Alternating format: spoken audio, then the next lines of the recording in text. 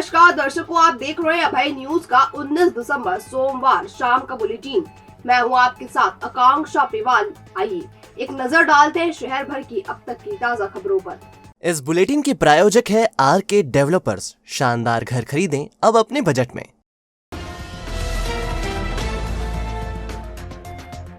वेदनगर क्षेत्र में सोमवार की दोपहर उस समय सनसनी फैल गई जब बाइक सवार दो युवकों ने एक्टिवा सवार एक महिला के गले से चेन खींच ली और भाग निकली। सीसीटीवी कैमरे में दो युवक वारदात करते दिखाई दे रहे हैं।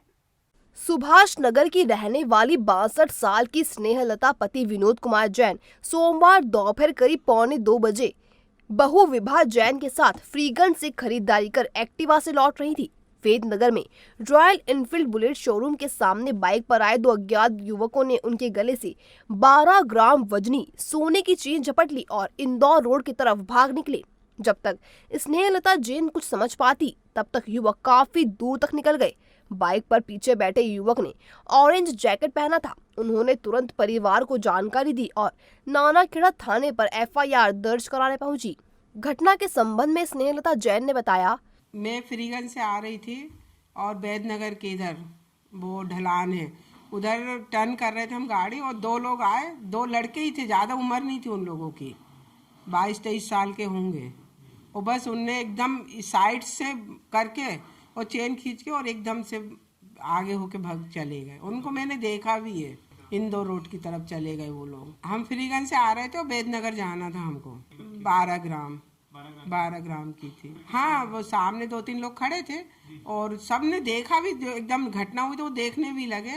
बाकी 3-4 लोग थे तो वो कहने लगे कि आप जल्दी नानाखेड़ा थाने चले जाएं। हाँ, एफआईआर लिखवा दी है। वहाँ उन्होंने सब देखा, फिर आकर हमको मतलब उन्हें जगह भी हम दिखवाई कि आप चलो गाड़ी में बैठ के जगह आप बताओ हमको। नानाखेड़ा पुलिस महिला के साथ मौके पर पहुंची और आसपास के लोगों से पूछताछ की। फिलहाल नानाखेड़ा थाना पुलिस ने अज्ञात बदमाशों के खिलाफ चेन लूट की घटना का प्रकरण दर्ज किया है और उनकी तलाश की जा रही है।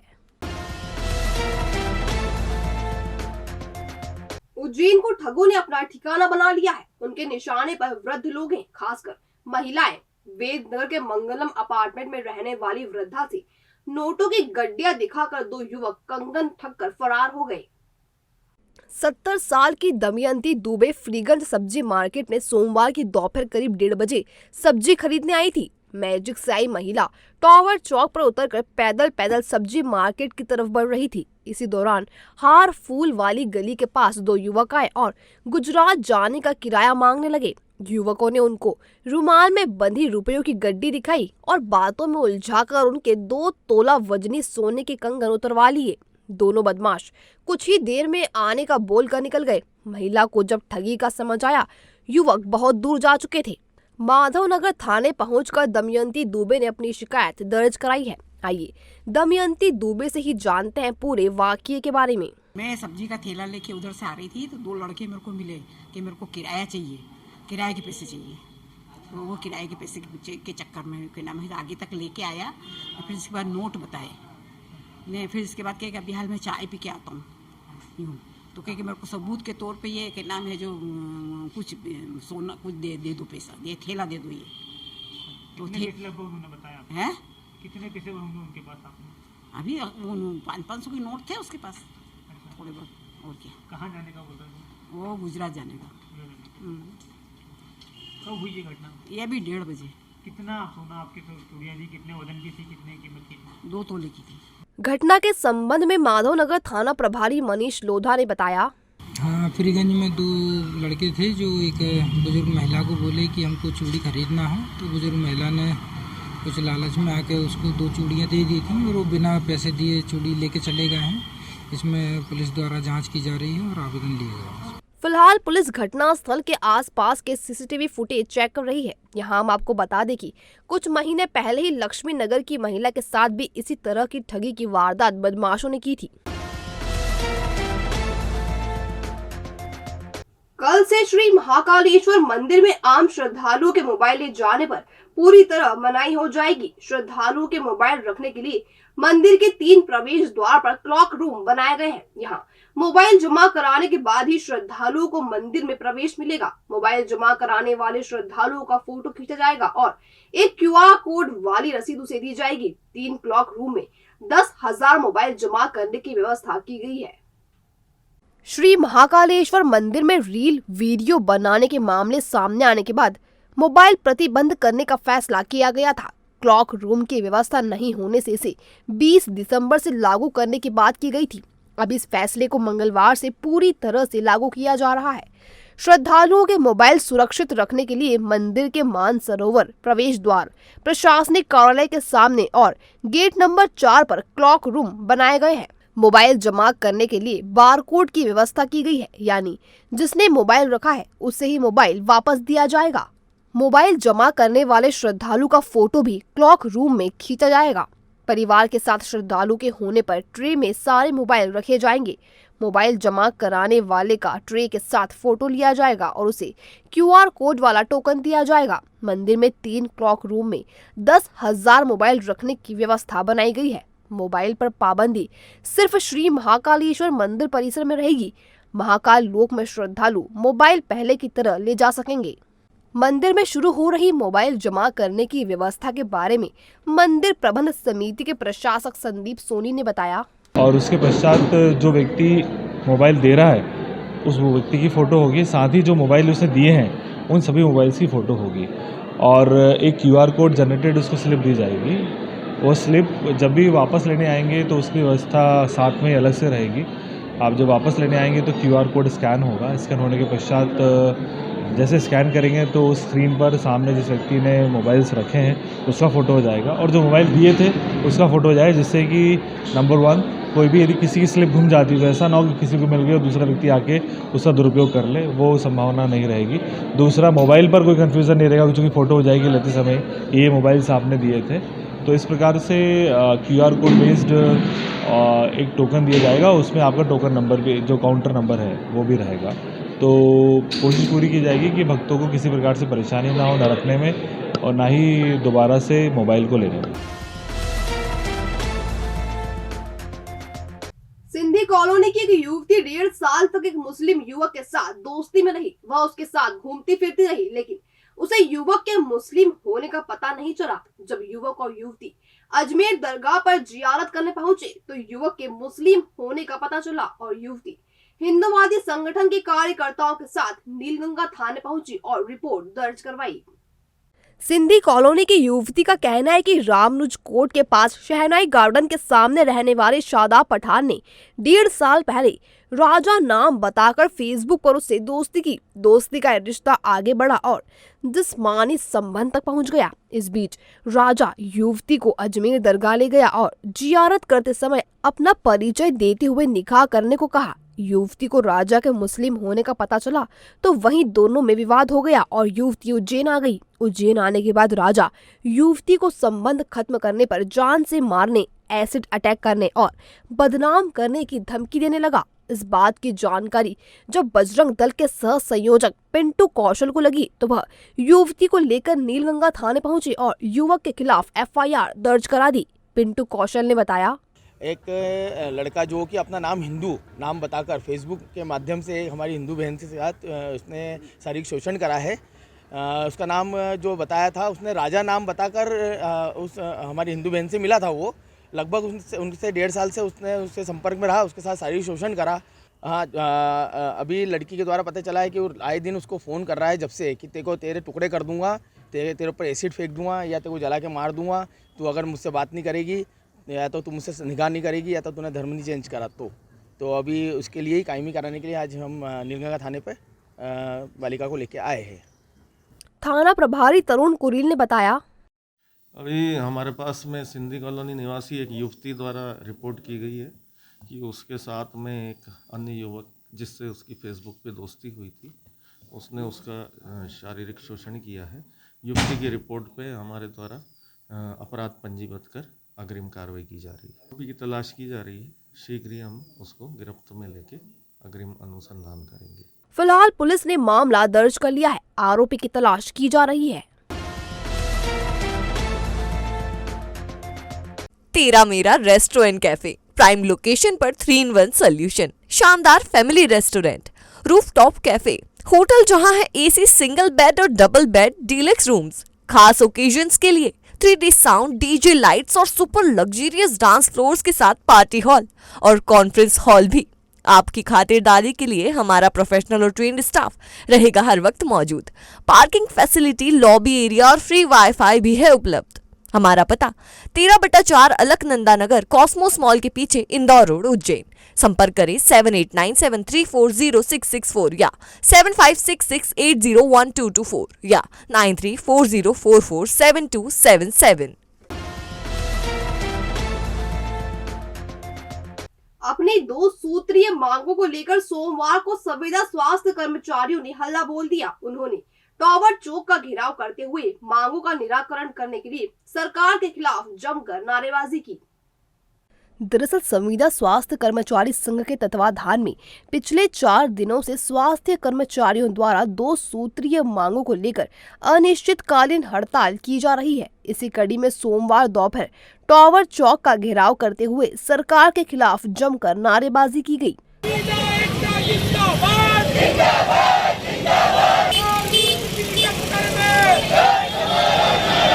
कर्मचारियों की मांग है कि उनका नियमितीकरण किया जाए और जब तक नियमितीकरण प्रक्रिया पूरी नहीं होती तब तक 5 जून 2018 की नीति को लागू किया जाए। साथ ही एनएचएम से निष्कासित किए गए कर्मचारियों को वापस लिया जाए। संविदा स्वास्थ्य कर्मचारी संघ के अध्यक्ष अश्विन पांडे ने बताया कि जब तक मांगों का निराकरण नहीं होता तब तक प्रदर्शन जारी रहेगा। विगत 4 दिनों से अनिश्चितकालीन हड़ताल पर डटे हुए हैं। केवल 2 सूत्री मांग है उनकी। एक, 5 जून 2018 की नीति लागू हो। दूसरी, हमारे जो कर्मचारी शासन ने आउटसोर्स और आरकेएस में भेज दिए गए हैं उनको वापस अपने एनएचएम में शामिल करें। इन 2 मांगों को लेकर के पहले भी हमने 42 दिन की हड़ताल की थी, जिसमें 5 जून 2018 की नीति बनाई गई थी जो शासन के द्वारा अन्य विभागों को दी गई, लेकिन राष्ट्रीय स्वास्थ्य मिशन के कर्मचारियों को नहीं दिया गया है। अनिश्चितकालीन हड़ताल चलेगी।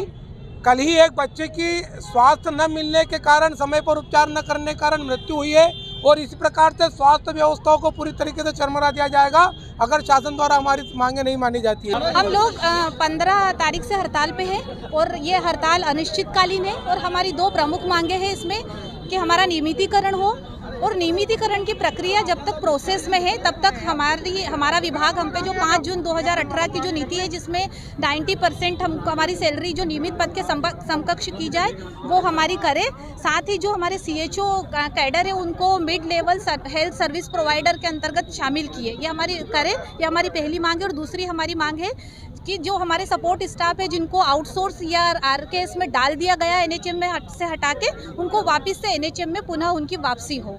ये हमारी 2 प्रमुख मांगे हैं।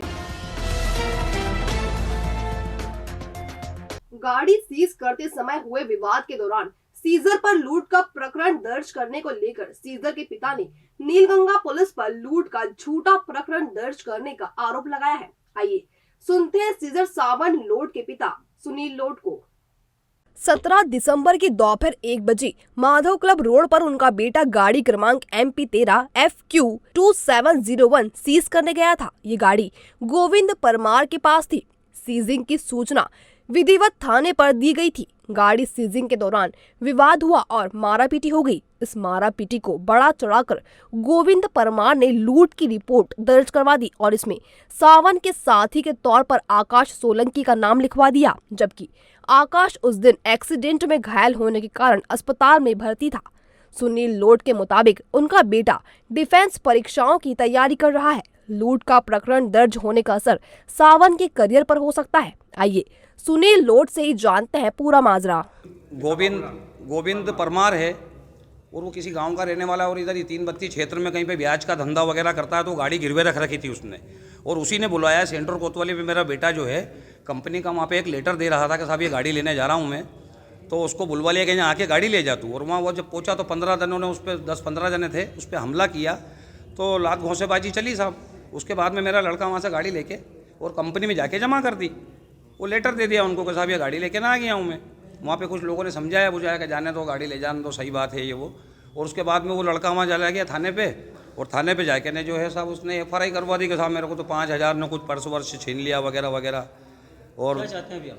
हम ये चाहते हैं साहब कि ये झूठी रिपोर्ट डली है कि पर्स निकाल लिया 5,500 का और गाड़ी भी छीन के ले गया है। सीजिंग की गाड़ी है, लेटर हाथ में है, बता के जा रहे हैं।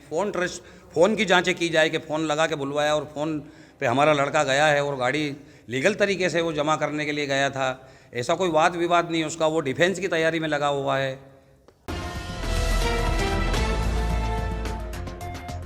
श्री महाकालेश्वर मंदिर के गेट नंबर 4 के बाहर फूल प्रसादी की दुकान लगाने वाले व्यापारियों ने मंदिर के सिक्योरिटी गार्ड्स पर दुकान लगाने के लिए अवैध रूप से रुपया वसूल करने का आरोप लगाया है। हालांकि अपने आरोपों को पुख्ता करने के लिए वह कोई सबूत नहीं दे सके।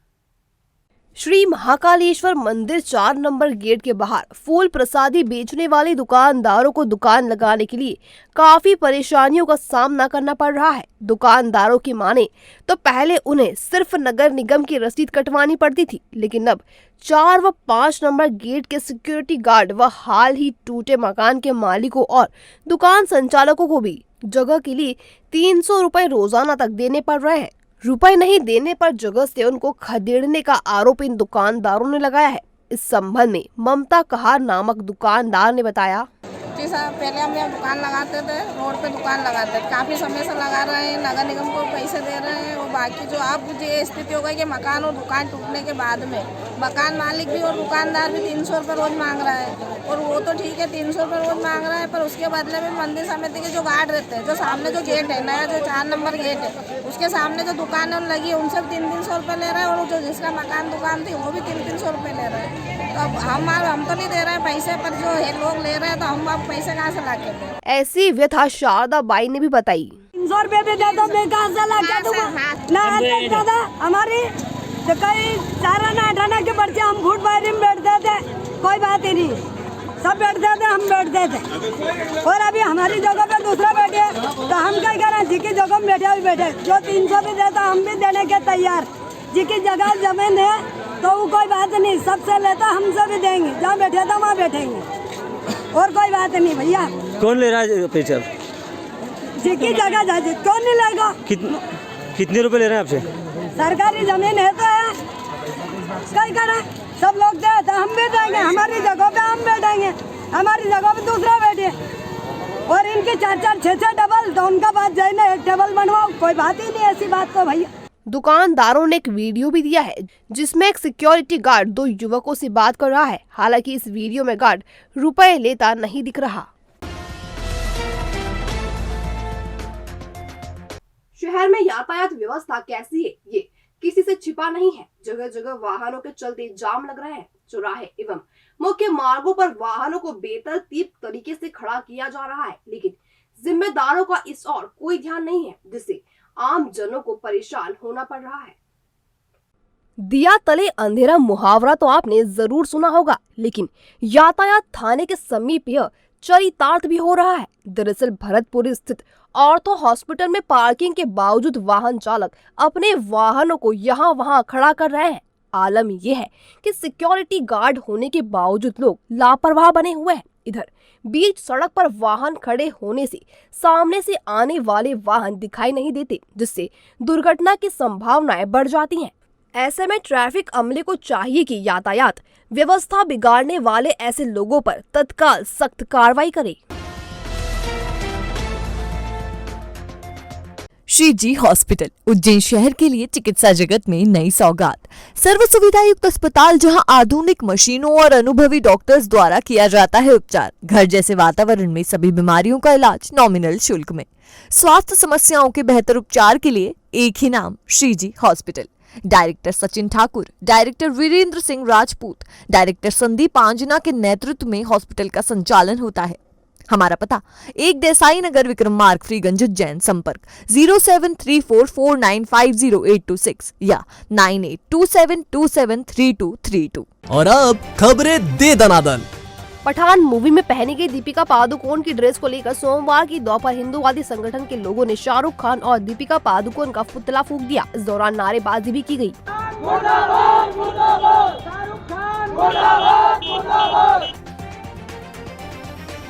उज्जैन को स्वच्छता सर्वेक्षण 2022 में नागरिक सहभागिता घटक में सर्वश्रेष्ठ पुरस्कार एवं इंडियन स्वच्छता लीग में शहर को विशेष सम्मान प्राप्त होने पर मुख्यमंत्री शिवराज सिंह चौहान ने महापौर मुकेश रटवाल एवं निगम आयुक्त रोशन कुमार सिंह को प्रशस्ति पत्र भेंट कर सम्मानित किया। सोमवार को भोपाल के मोतीलाल नेहरू स्टेडियम में आयोजित नगरीय निकायों के नव निर्वाचित जनप्रतिनिधियों के प्रशिक्षण सह सम्मेलन कार्यक्रम में मुख्यमंत्री शिवराज सिंह चौहान ने महापौर और पार्षदों का मानदेय 2 गुना करने की घोषणा की है।